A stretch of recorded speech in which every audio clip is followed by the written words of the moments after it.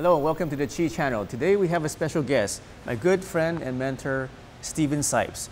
He is the owner of Summerhill Pyramid Winery, and he's won the award for the Ernst & Young Entrepreneur of the Year. And also, you just got honored for a new designation. Can you tell me more about that? Yes, the announcement came out yesterday that I'll be called up on October 7th for the BC Restaurant Hall of Fame, which is so nice. I'm very excited about that. Thank you, David. Thank you. Yeah, it's they're honoring me for being organic and serving 200 people at a time, organic, and having hundreds of weddings, or well over 100 weddings, all organic, and also for bringing in food to be allowed in wineries.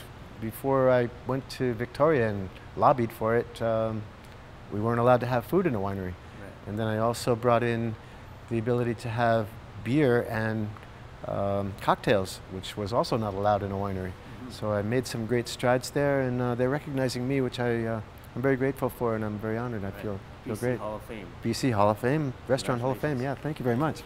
Thank you. Tell us, how did you get the idea of organic wines and organic food? Well, I came here with my 4 little sons from New York, and I bought the vineyard, and we started to, I started to drive the tractor in the vineyard, you know. And the 3rd day out, the vineyard manager said, "Okay, Steve, let's suit up. We're going to spray chemicals today." And it was this horrific gramoxone chemical that killed the weeds for 5 years. And I said, "Well, wait a second. Where do we get our drinking water?" And we look out at the lake, and that's where the drinking water is, and this toxic stuff is going to go into the ground here and seep right into the lake. I said, I don't want to do that. Yeah. So he says, "Come on, we got to do that, blah, blah, blah." So, okay, I suited up and I reluctantly did it. And that was the first and only time I ever did it. And from then on, I decided, no, we got to throw all these chemicals away and go completely organic, because this is a pristine valley, and it's too magnificent to spoil with chemicals, and especially with young children and pets and the drinking water and all that. I said, no, we can't do that. That's horrific. I later learned that we are the northernmost growing region, agriculture region in the world that can grow grapes, and that chemicals used on grapes is extremely toxic. So I thought, well, this is a wonderful way to get the organic movement going, and I want to be a leader in that, and I have been, and I'm excited about that. Right. So this is a book, All One Era. So tell us more about it. Yeah, it's a book I've just completed, and just completed an audio book of it, which I'm very proud of, because I thought about an audio book for a long time, and then it occurred to me, well, Steve, why don't you just read the book yourself in your own way? Mm-hmm. And I'm so glad I did, because I ended up ad-libbing a lot, and putting the words across emotionally from the heart. Mm-hmm. So yeah, I'm proud of the audio book especially, and it should be coming out next week, I'm hoping. But there's a lot in here about my own experiences from birth, really. I was how could you say, orphaned in the 7th grade, and I've been on my own since the 7th grade, which has been a gift in a way, because I didn't have family, so the world became my family. And we are all one. When we stop fighting with each other and start loving each other and start loving and appreciating what we have, that's when we'll cut through the chaos, and we get rid of the fear and open up ourselves to be love. The world will be a much nicer place all around. So tell us more about the meditation you've been doing, and how the pyramid enhances that.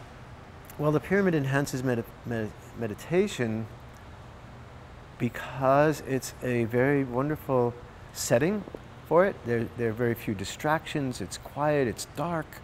You don't hear noises around you like you do normally.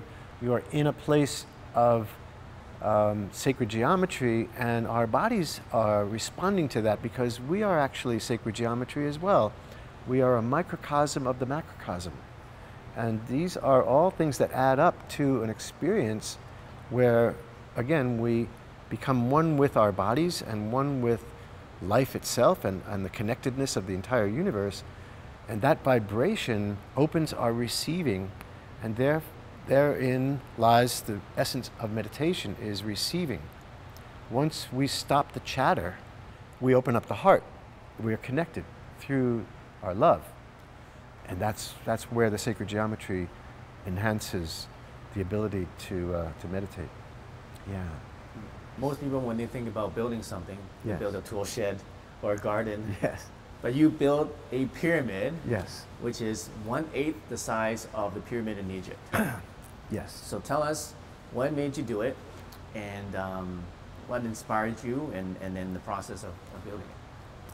Well, I've always been fascinated with sacred geometry. And I became more and more drawn to it through my dreams. I have very vivid dreams. They call them lucid dreaming.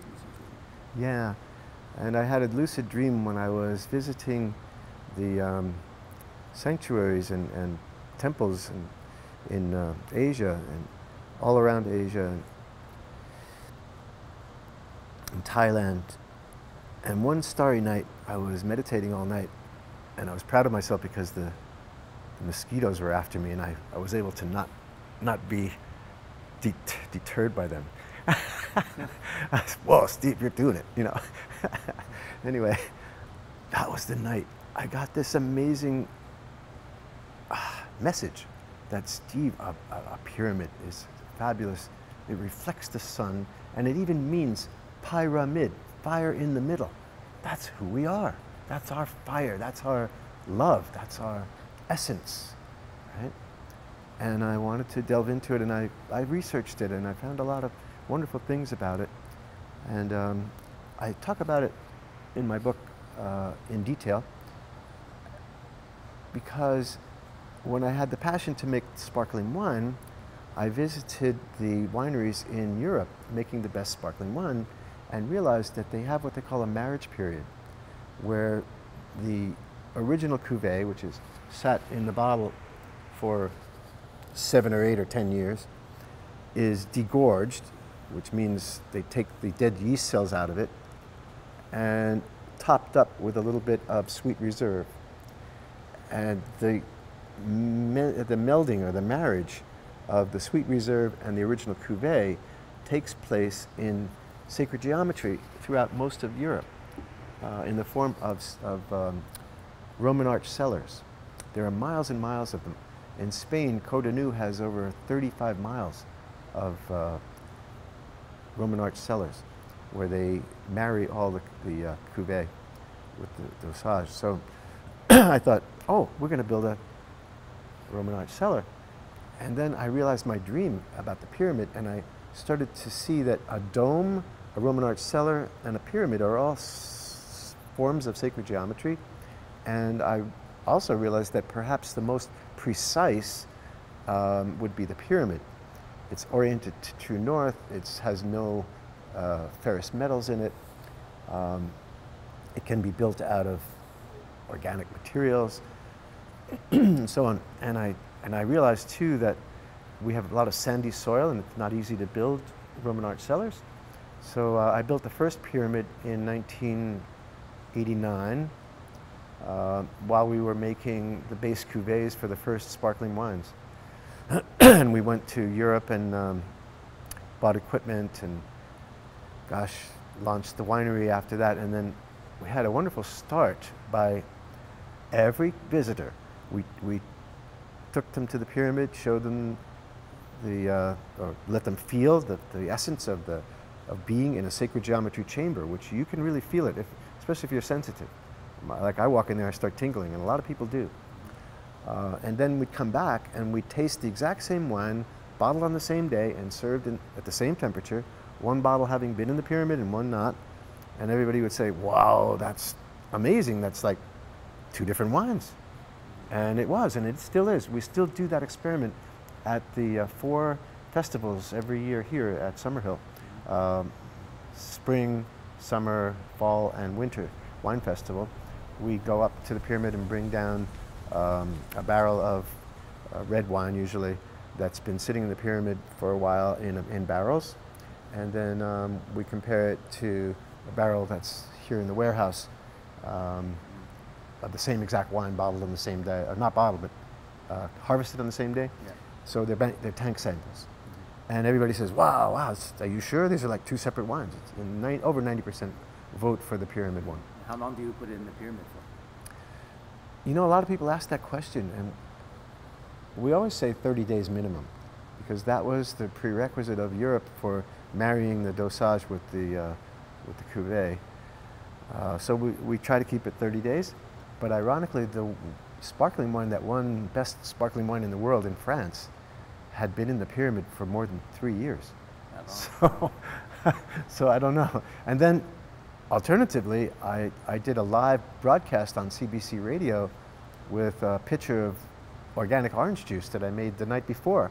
And I poured 2 glasses and put one in the pyramid, and everybody taste tested it live on the radio, and everybody said that the orange juice that was in the pyramid overnight tasted more like fresh squeezed. Right. And they voted for that one. It was 10 out of 10. So yeah, one night or 3 years, I don't know. And I myself go there many times when I'm feeling the weight of the world on me. I just get relieved because it's, I don't know, it takes you out of the world, out of the 3D. It's a place where, I don't know, you like to be, you want to be there. And everybody wants to be there. You can call in ancestors, anybody. It's a really beautiful little chamber that sacred geometry makes available to use. I'm surprised that we don't use it in you know, to more of an extent. I mean, I can imagine nursing homes and hospitals and classrooms with sacred geometry versus all these boxes. I mean, nature has no boxes in it. Why do we not use sacred geometry? You can even do it in a grid form and put it in the walls and the floors and the ceilings. You know, it's conducive to meditation, which is conducive to Tai Chi and exercises and yoga that invigorates the body to be a receiver. Again, the same wording that I use, but basically highlights the loving universal consciousness that surrounds us at all times, that we tend not to acknowledge or not to bring forth or not to let in. So yes, it's conducive to allowing in the loving universal consciousness that we have at all times.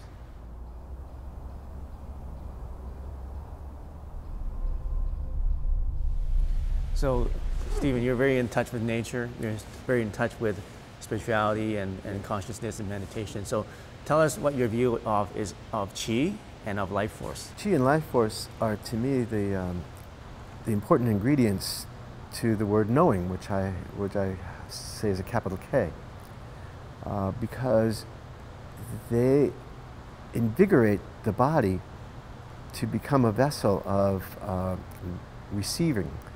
It opens our feminine receivership. Doing yoga and Tai Chi and doing all of the beautiful things that you do opens up our bodies to be, how could you say, vibrationally receiving the connectedness and the guidance that we all have at all times. We are all guided at all times. This is the most beautiful thing. I do a lot of things all day and all night to be in that space. I many times don't sleep at night. I meditate. And when I awake, I try to go barefoot, even in all weather, standing in the snow with my bare feet, connected to the earth, because that alone is a great experience to be with the electromagnetic energy of the earth and of course the ingredients of the earth itself, the trace minerals, which is what plants grow on and we animals grow on. Mm-hmm. So yes, and that and sun gazing to me are the two glorious things that I cherish every day. To be with, I call my son Ra, It's uniting ourselves with the universe. We look directly at Ra half an hour from sunrise and within a half an hour of sunset, and it does not hurt your eyes. I've been to my eye doctor many years, and I've been doing it for over 20 years, almost daily. So it does not hurt the retinas of your eyes, and it's, if anything, it's healthy. My prescription's getting better. Yeah. So, yes. And while you're in that state of communication with Ra, the sun, you realize that this is our star. This is our star with all the planets revolving around him, her, with all the life that we have here. And the life is not possible without the sun, right? And therefore we give thanks to Ra for giving us life. It is the gratefulness for life. You know, we all salute life, but where is the essence of it? It is the sun, right? And the moon reflects the sun, and so on, and the planet itself. We give reverence for all that we have, and it is an incredible thing that we have, you know? Consciousness. I call it loving universal consciousness, LUC. That's the beautiful thing about sun gazing, is you actually have a dialogue. And again, that could sound crazy, right? It depends on how you take it. But if you take it in the sense that when you conjure something with respect and perspective, you can have it come to you, right? Let's say, as an example, you conjure yourself getting aboard a magic carpet and floating. Well, that's ridiculous, right? But you know what? If you actually see yourself getting on the carpet and you sit on the carpet and you imagine yourself starting to float, and then you ease out over the lake and you look out over the mountains, and oh my goodness, pretty soon, even though you know you're only conjuring, you're actually on the carpet in some perspective, in some way, right? In your mind? In your mind, yes. And that is, I would say, a tool that I have used many times, because in conjuring, in creating, in imagination, it's another thing that Albert said, imagination is greater than knowledge, because blah, blah, blah. In that imagination, there are no limits. You are one with all the dimensions. You know, here we are locked into the 3D, three-dimensional. But there's 4th, 5th, 6th, 7th, 8th, 9th, 10th, 11th, 12th, 13th, and beyond that we can enjoy. There's no limit to our imagination and to our understanding and capital K knowingness of who we are. And we are very, very beautifully grand. Yes. All of us, and very equal. There are none stronger or better than any other. The business of bowing down and worshiping other people and other people as deities and all that stuff, take it with a grain of salt, because every one of us has the ability, and well, take that back. Every one of us is divine. We are divine. Divine, all one, forever beings. Being a young entrepreneur myself, yes, what's one piece of advice that you would give someone who starting a business or just starting out or thinking about becoming an entrepreneur? Well, I think empowerment is a wonderful way to go. And it's based on being an entrepreneur, having visions that you really know, and then empowering others who get the vision to let it, you know, make it unfold and to make it manifest. Many of us who are leaders have the same pitfall. We think that, you know, we have to get in there and do it all ourselves. And that's been my, you know, problem, and everyone else's problem. We think we know how to do it better than anyone. But no, it's really good if we are lazy managers, so to speak. Right? A great manager is a lazy manager. That one that lets other people rise to the occasion, as my dad would say, and see the vision and say, yeah, let's do that, right? Like, to get our insects back, we have to go organic. So we'll not stop at McDonald's, right? And we'll stop at the organic restaurant or the vegan restaurant or the little Asian restaurant down the street where you know mom and pop are growing their own vegetables in the backyard. Yeah, and they're not using any chemicals. Yeah. Let's go there and let's make our own garden. You know, that's the way we got to eat now. That's the way we got to think now to save the planet, save the world. It's the same with education too. I mean, I love alternative education. I don't like cramming all our kids into one classroom and making them, you know, have to abide by all the rules, and it's making a lot of kids very upset. Mm-hmm. And they're turning to their screens, and this is a whole another tangent. I don't want to go into it, but there are a lot of wonderful things that are happening today. All I think we need now as entrepreneurs is to set out some wonderful visions, some enlightened, if you will, thoughts that will bring everyone up together to a great crescendo of manifesting and working with nature and working with our own selves, and being holy unto ourselves. Mm-hmm. Yeah. If you were to start everything all over again, what would you do?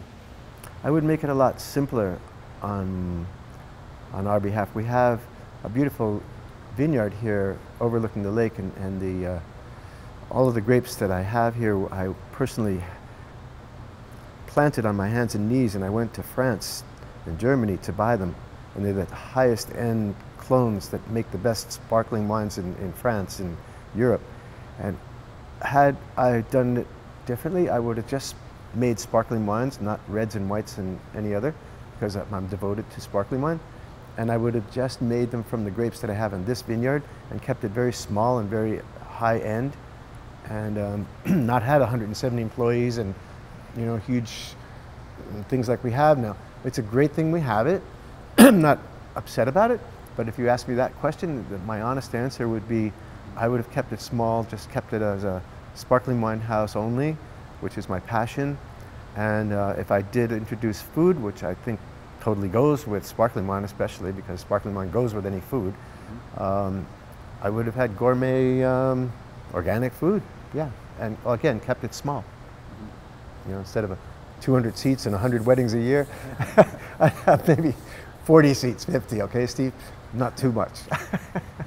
Sometimes our visions tend to get bigger than we imagine. Yeah, and the bigger you get, the more bigger you want to get again, because now the next thing is to buy more grapes, make more wine. And, you know, hey Steve, you ran out of this wine. How come? We need that one. We got to go out and buy more grapes and make more wine. So that's the way it is. It mushrooms. It gets bigger and bigger. Yeah. How can you balance the spirituality with business success? That's a good question. Sometimes you have to tame it down so you don't appear to be crazy, and also you have to be, you know, people want to listen to somebody who's like themselves. That's a natural thing. So you don't, you sort of fit in and work the whole thing, and I'm at home with everybody and everything. I can put on a business suit and a tie, and black shoes, and polish them up, and, you know, be in a limousine, for gosh sakes, if I have to. If that's the way to get to the crowd that I need to show the vision to, that's the way I'm going to do it, right? Yeah, I would say just being open and going with the flow, rather than trying to modify and control. Yeah, because those are fear-based ways to do things. As again I say, there's only two emotions in the world: it's love and fear. So we'll always choose the high road, always choose the love road. Right. Thank you, David. Thank you for inviting me, and I'm looking forward to seeing all that's going to happen, because whatever you envision, it happens. So far, so good. And very excited to see that. Thank you so much. And it's been an honor to do this interview with you. Thank you. And if I may make a plug for my book, yep. Anyone who wants to read the book, Amazon.com.